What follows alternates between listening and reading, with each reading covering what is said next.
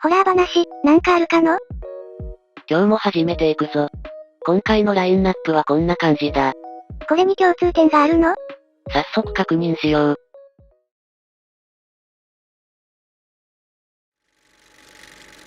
大学生の頃、コンビニでバイトしていた時の話。そこは少女の霊が出ると有名な曰く付きスポットで、その成果時給がめっちゃ良かった。怖いもの見たさで来る客が多いので、金だけはあったのだろう。ある日、そのコンビニに同級生の二人 A、B が、肝試しに来ることになった。肝試しといっても、コンビニの駐車場でこっくりさんをした後、買い物をして帰るだけなのだが、私はもちろん店員側としての参戦だ。実行は深夜2時。この時間になると店長も客も来ないので、ある程度入り口に目をやりながらスマホで情報交換ができる。またシフトが2時半に終わるので、ついでに同級生の車に乗って帰ろうと計画していた。我ながら完璧な計画だった。当日1時55分、ついに、二人を乗せた自動車が駐車場に見えた。間違いなく B の車だ。大学生らしい赤色の軽自動車が、一台として車が止まっていない駐車場に、ぽつりと止まっていて面白かった。もうそろそろこっくりさんを始める時間だろう。LINE を見るためにスマホを見た。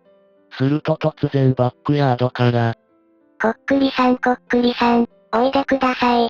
と聞こえてきた。高い少女の声だ。少し無機質で機械的。無論、店内には少女は愚か、私以外の人間はいない。こっくりさん、おいでください。また聞こえた。本能か恐怖か霊の仕業かはわからないが、なぜだか金縛りのように動けなくなってしまった。バレないように必死に息を殺した。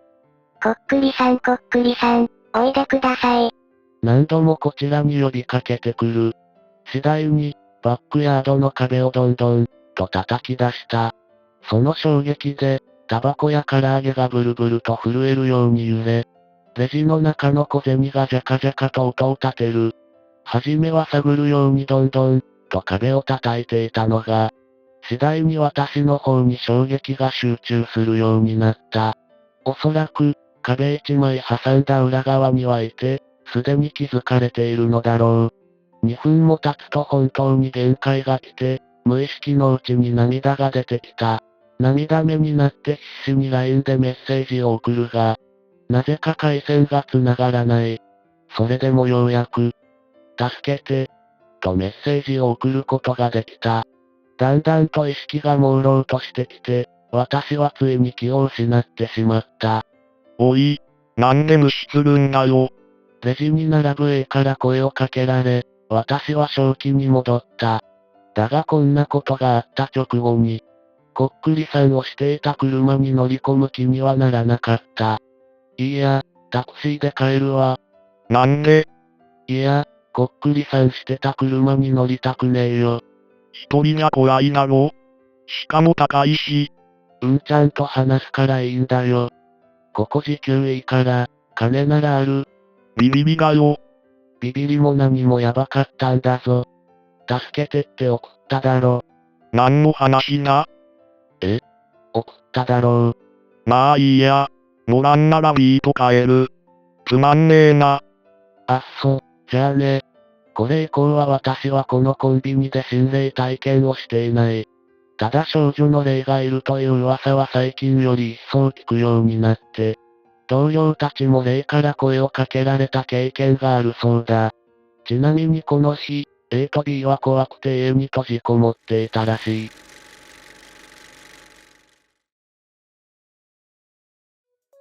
俺が目をつけたのは、少女の霊が出ると有名なコンビニの駐車場で、同級生二人がこっくりさんを始めたという点だ。そんな場所でやるなんてね。深夜2時、現世の結界が最も脆くなる時間帯だな。外の駐車場でやってるのに、バックヤードから少女の声がするなんて、本当に意味がわからない。店の中は語り手さん一人しかいないのに。高齢術の恐ろしいところは術を実行した場所だけでなく、その周辺全体が霊の呼び出しレシーバーになる点だ。少女の霊は、外の二人の呼び出しに応じて現れ、なぜか店内にいた語り手をピンポイントでロックした。壁をどんどん叩く衝撃で、タバコや唐揚げが揺れて、レジの小銭がジャカジャカ鳴るなんて、ホラー映画のポルターガイストみたい。回線が遮断されていたんだろう。少女の霊は壁一枚隔てた裏側から、語り手の意識を確実にハッキングしていた。お友達が家に閉じこもってたのは？彼らもまた、自分たちが呼び出したものの、余波を自宅で浴びていたからだろうな。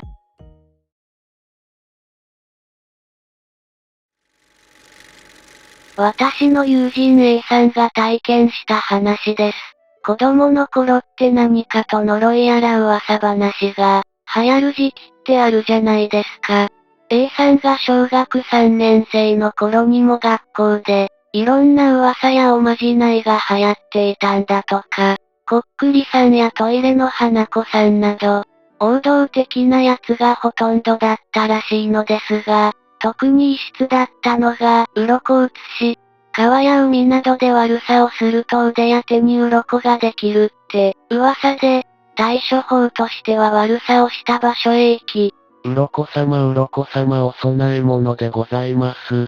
と唱えてお米数粒と自分の大事なものを一つお供えする。すると翌日には鱗が消えているというものでした。しかし、それ以外のもう一つ逃れる方法が噂に上がったそうです。それが、鱗を移し、体に現れた鱗を我慢して一枚剥いで、相手に気づかれずに服や持ち物に忍ばせると、自分の鱗が消え、相手に移すことができるという、少々呪い的な意味を持つものでした。最初のうちはちょっとしたいたずらや嫌がらせ程度で、子供たちの間で流行っていたらしかったのですが、ある時 A さんのクラスメイトの一人がある日を境に、不登校になりました。割と仲も良く何かと一緒に遊んでいた女の子だったのもあり、A さんは心配し先生に尋ねたそうです。しかし、先生からは歯切れの悪い何か言いにくそうな雰囲気で、詳しくは教えてくれませんでした。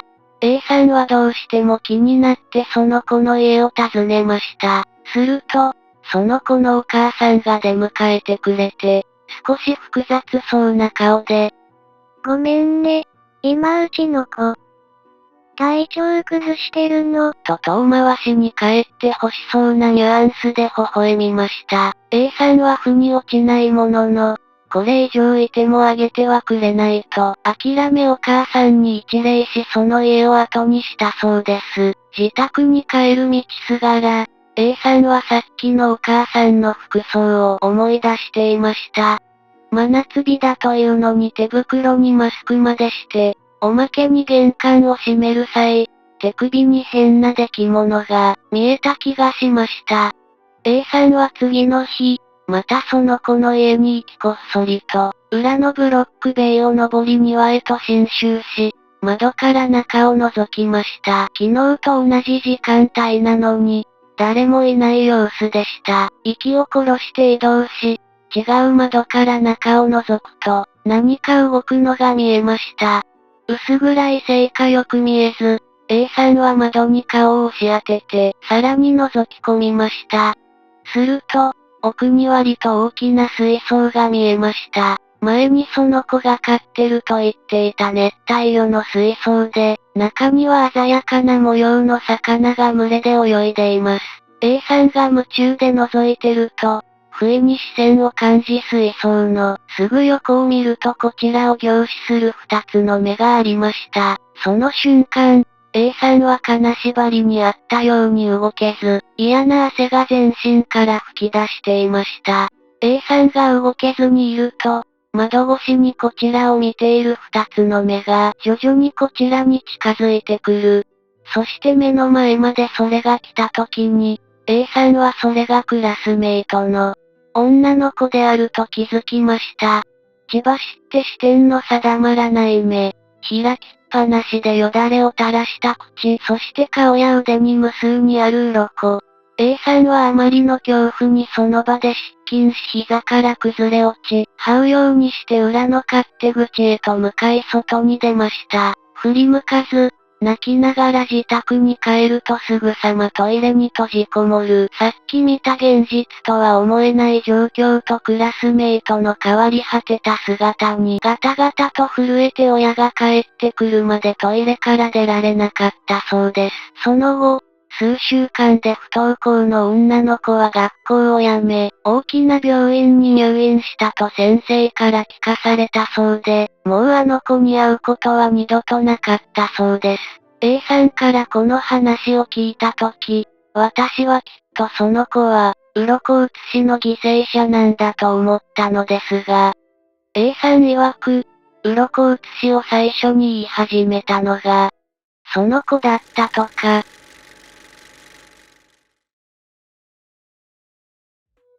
本当に最悪なおまじないだね。自分の体にできた気味の悪い鱗を剥いで、相手に気づかれないように服に忍ばせたら、相手に呪いを移せるなんて。最初は他愛のないいたずらだったけど、クラスメイトの女の子が不登校になったことで、本物の呪詛へと変貌した。怪異の始まりとしては興味深い。金縛りになっちゃった時に見た。目の前まで来たその子。血走った目で、口からよだれを垂らして、顔や腕が鱗だらけになってたなんて。トラウマ以外の何者でもないよ。だが、この話の最も濃い毒は、鱗写しを最初に言い始めたのが、他ならぬその女の子自身だったという点だ。自分が始めたいたずらなのに、自分が一番の犠牲者になっちゃったってこと？そうだ。人を呪わば穴二つ。彼女は誰かに呪いを移そうとして、逆に鱗の怪異に全身の肉体を乗っ取られ、最終的には戸籍ごと隔離されるような病院へ、自らが食い尽くされた自業自得の結末だ。悲しい話だけど、同情はできないね。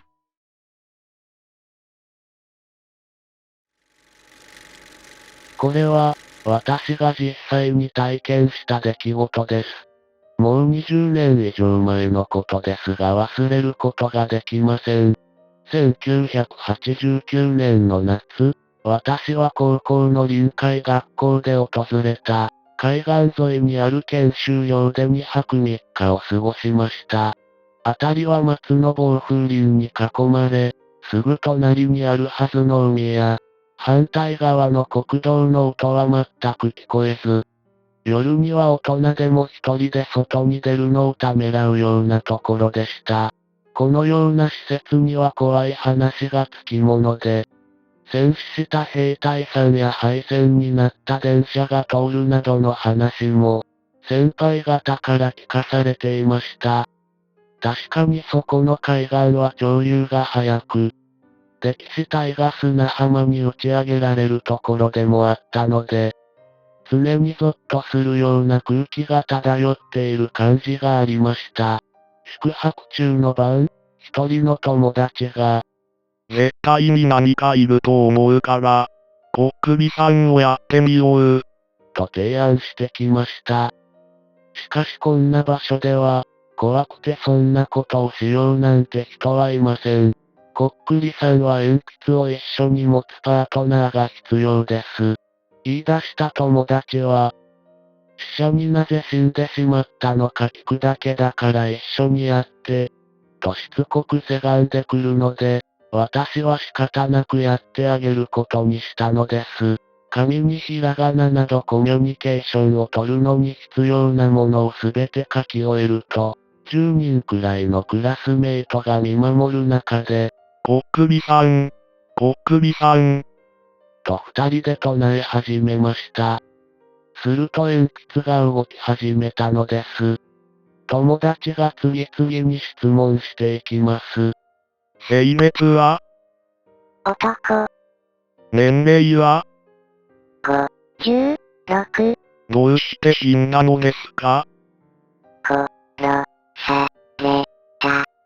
鉛筆がスルスル動くので友達が手を動かしているのだろうと思い、怖くなるからやめるよう頼むと、友達の方も、私がやっているのかと思っていたというのです。その時、そこにいた全員が恐怖に包まれ、少し嫌なものを感じ始めたのでやめようということになりました。友達が尋ねます。やめてもいいですか？いいえ。何度尋ねても答えはノー。たたられるので、勝手にやめることはできません。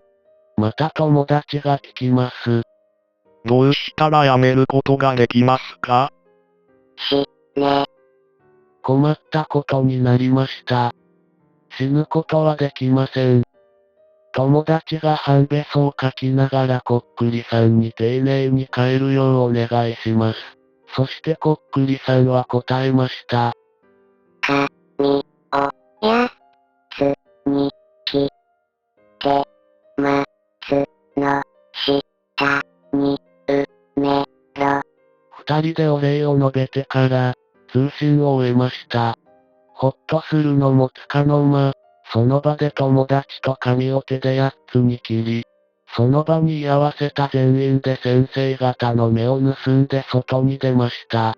そして寮から見て一番右の松の下に髪を埋め、みんなで手を合わせました。その後、興味本位でこのようなことをするのはやめようとみんなで誓いました。遊びですることではないと。その夜は何かが起こるのではないかとみんな心配していましたが、次の日になって臨海学校が終わって夏休みが始まり、みんなこのことを忘れていきました。そして誰一人、それを話題にすることはありませんでした。それから6年後、私は母校の臨海学校の水泳指導のバイトで研修用に1週間戻りました。仕事で来ているという意識からか、夜の周囲の吸い込まれそうな暗闇に対する恐怖もあまりありませんでした。もちろん、こっくりさんのことは完全に忘れていました。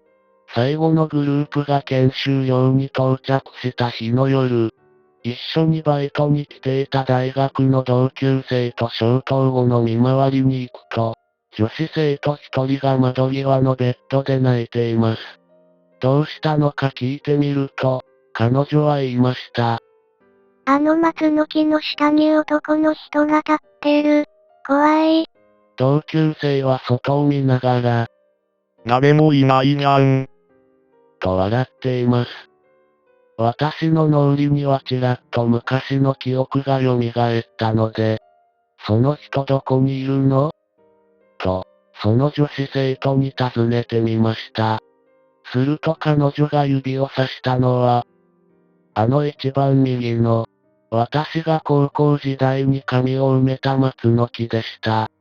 その瞬間、私は全てを思い出しました。そして確信しました。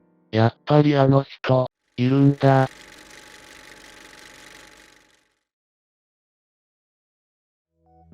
最初と同じく、こっくりさんの話だが、こちらはより強固に土地の記憶と結びついてる。歴史体が打ち上げられる暴風林の研修用。そんな心霊スポットで、死者になぜ死んだかを聞く？それは自ら深淵に飛び込むようなものだ。鉛筆が勝手に動いて返事をしただけで鳥肌なのに。やめられないし、死ねって帰ってくるなんて。怖すぎて言葉を失っちゃうよ。死者の未練と怨念が、降霊術というパイプを通じて、少女にダイレクトに牙を向いたんだ。帰らせるための具体的な指示は、自分の存在を現世にピンポイントで、ピン止めするための儀式だったんだろう。そっか、その時の儀式があったから、今回の女子生徒が泣いてた、に繋がるんだね。降霊術に参加した人間が忘れた後も、土地に残り続けるという生々しい証明だ。